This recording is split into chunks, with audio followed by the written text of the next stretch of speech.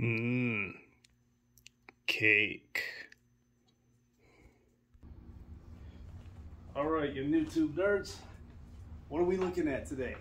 We are looking at the $50 Sonicake 10 EQ pedal by, it's actually called Tone Grow something.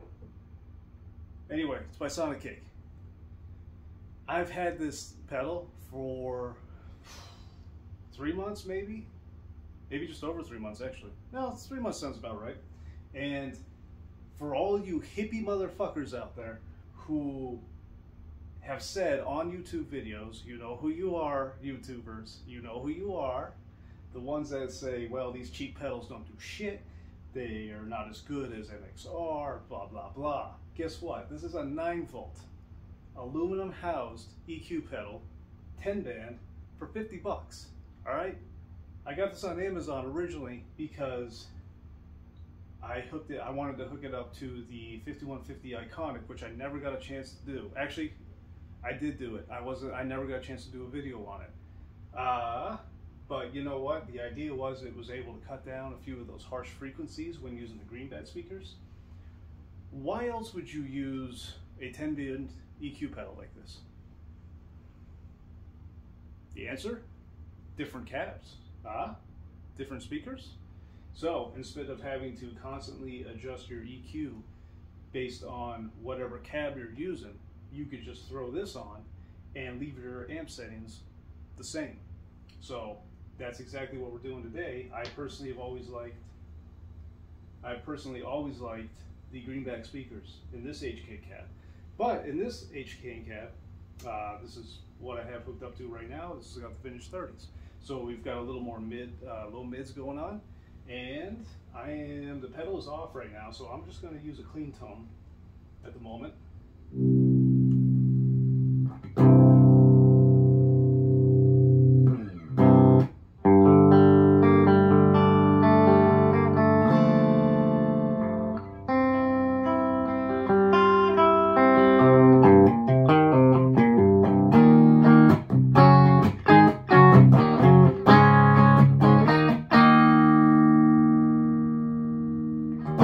It's not very often that I have to really adjust the clean channel settings in terms of the EQ, especially with the vintage 30s. I love the clean sound with vintage 30s.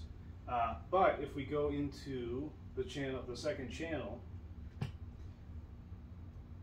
that's where we can start really adjusting and fine-tuning our overall EQ instead of just the 3-band. Now the good thing about, with this Stealth in particular is that no matter where I put the EQ settings, to a point, it sounds good to me, whether I leave them all at the noon or whatnot. In fact, you know what, let's do that. You know what, no, let's go straight to the high gain. Let's go straight to the high gain. We're going to go to channel 3. I'm going to put everything at noon, even the presence. I think the resonance is about 3 out of 10, maybe 4 out of 10 if I remember right, but of course it's in the back, so I can't show you. The other thing I wanted to point out is that I have the EQ pedal running in the effects loop, mainly because I don't like altering the guitar signal, the overall guitar signal's EQ before it hits the amp. It's just personal preference. There's no really right or wrong way to do it. But one thing I'll note is that if you are going to hook it up to the EQ into the effects loop, you might want to make sure that you have an amp that has a foot switchable effects loop. Just so you can alter it, you can turn it on and off without having to go over to your amp. Again, it's personal preference. You can always use it. You can always put it on your pedal board. There's no reason you can't. I just like having it in the effects loop for personal preference. Okay, so let's go right into it. I've got the gain on half. I've got everything at noon except the volume. What does it sound like?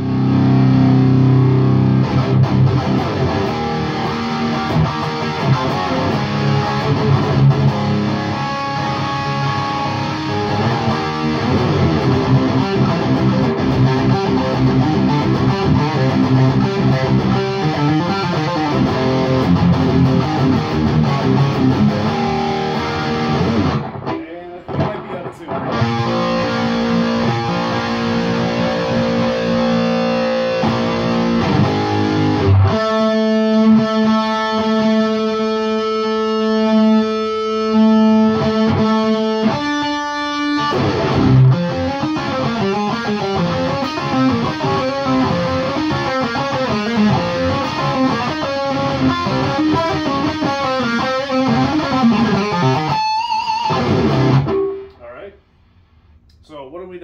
immediately, to me, at least in the room, it sounds, with everything at noon right now, I'm lacking on, actually the low mids are a little too heavy for me. Just slightly. I feel like if I bump the mids, reduce the lows just a little bit, maybe even raise the high, maybe one more, you know, maybe to put it at a 6 out of 10. But instead, let's do it on the EQ pedal. That way I can go straight back to the stock settings or my amp settings, however I like them. So let's check it out. So right now, everything is on 0 on the EQ pedal, all right? So let's see here. Let's adjust everything. You know what, if I can take this down a little further, I'll just have it hanging. Maybe I can do that. As I said, it is plugged in straight into the effects loop. Alrighty, well that doesn't look shady at all. Alright, so EQ pedal is off.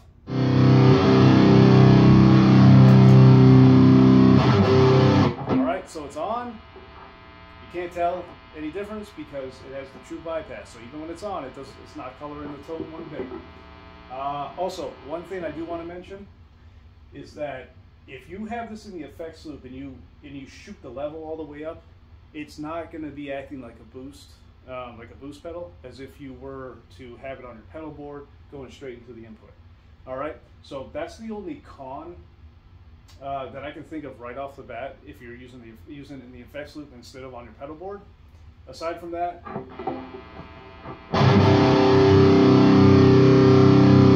all right. So like I said, we got a little bit of mid heavy. So I'm gonna raise the 1K right off, just the 1K to start.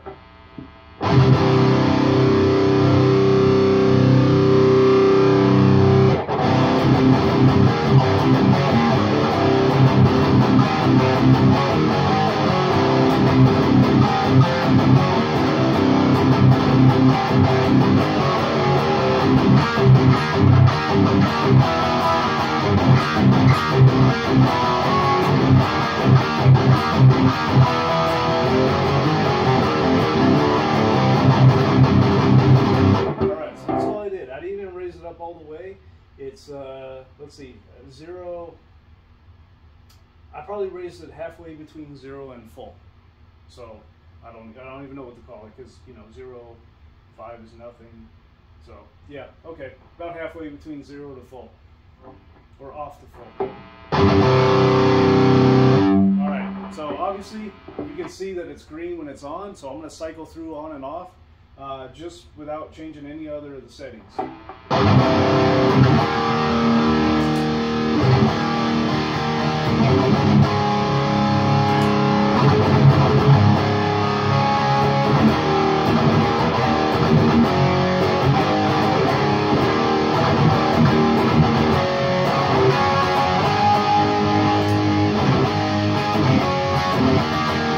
So the good thing about 1K is it starts to give you a little more openness, as well as a little more volume, even though I haven't actually even touched the level. So it's just another way how you can sculpt your tone, get a little more of a boost out of it, maybe for a solo boost. If you don't want to switch, you know, if you have an amp that maybe only has 2 channels, or maybe you just don't like channel 2 on your particular amp for a particular song, you only want to use a 3rd channel, this is another great option.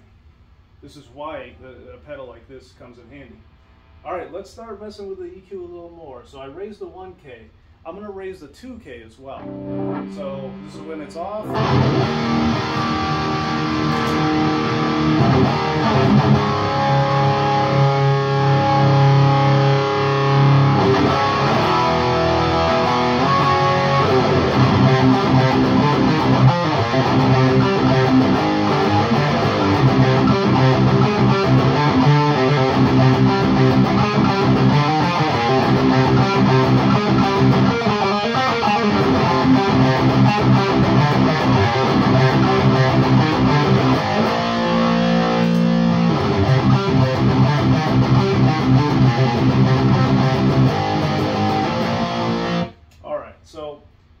Keep in mind is that when you boost certain frequencies, you're going to have to boost the other frequencies, so that way the overall sound isn't thinning out too much.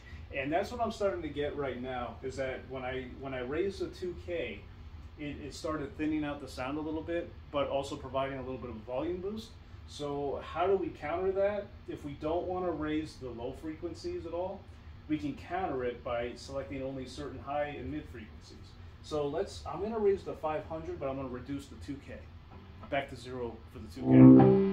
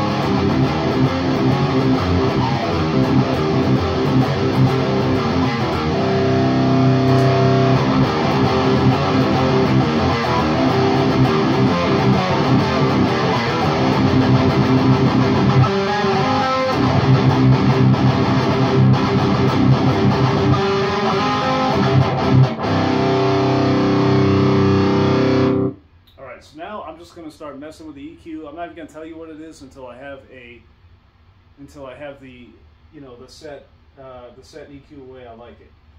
So the end result is what I will tell you.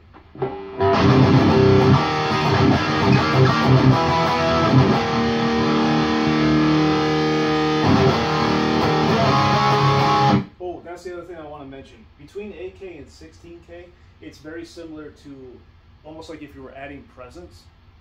Because that is the ultra high frequencies, the overall high frequencies that you're adjusting, raising, lowering. So it's the same thing as adjusting presence.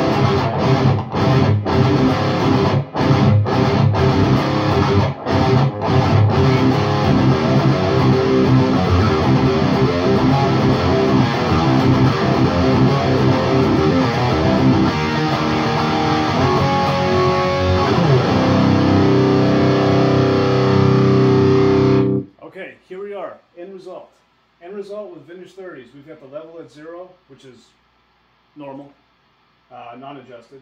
I've got the 31.25 raised up between 0 and full.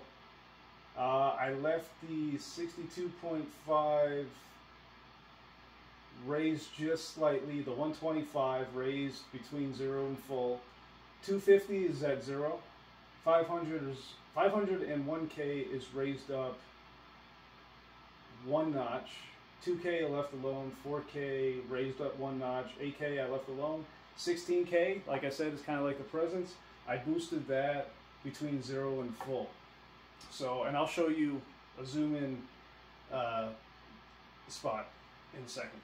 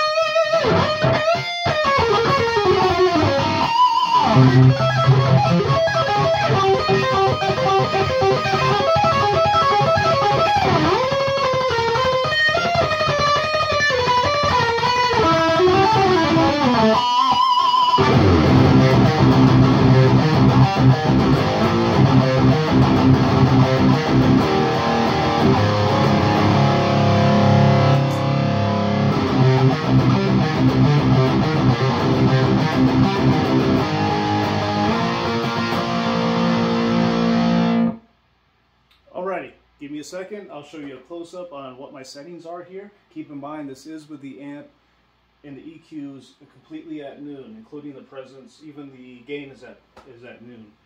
But keep in mind, like I said, it's a great boost option if you have the effects loop. But like I said, for 50 bucks, dude, you can't beat this pedal. You can't. It's a 9 volt, which means you can use any 9 volt adapter. You don't need an 18 volt adapter like you would with the MXR. So guys, 50 bucks, one of the best pedals you'll end up ever buying, for sure.